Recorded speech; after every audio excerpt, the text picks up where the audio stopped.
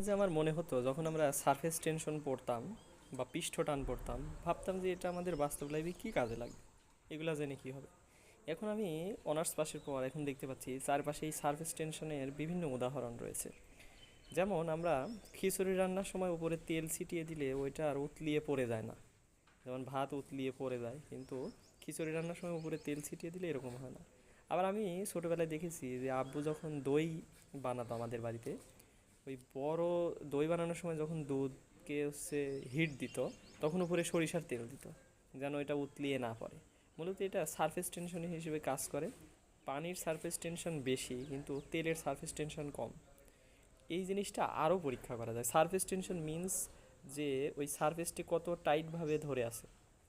এখন এই আপনি যদি একটা পেপারের উপর তেলের ফোঁটা নেন আর পানির ফোঁটা নেন, দেখবেন এই তেলটা দ্রুত ছড়িয়ে পড়ছে, কারণ ওর সারফেস টেনশন কম।